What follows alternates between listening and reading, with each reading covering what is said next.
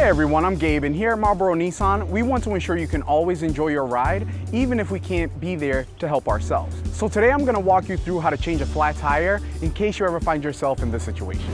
Okay, so first things first, you wanna make sure that you're pulled over in a safe place, and you wanna make sure you have your hazard lights turned on. After this, we are going to take out the spare tire, which is located in the trunk underneath the trunk mat. Here you will find the tools as well as the jack.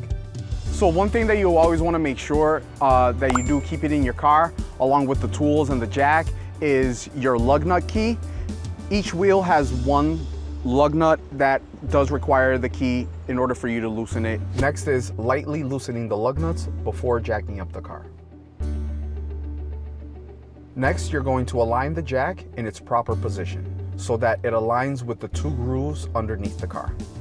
Now that you've aligned the jack, it's time to jack up the car. Now that the tire is jacked up, all that's left is removing the lug nuts.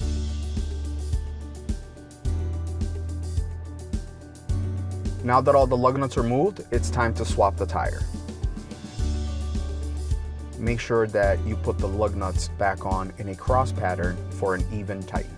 Once the lug nuts are in and semi-tighten, you can now lower the car. Now that the car is all the way down, you will fully tighten the lug nuts again in a cross pattern for an even tighten. And there you have it. I'm hoping that this video was a good help for you guys. And now that the spare tire is on, don't forget to give us a call so we can replace your tire for you.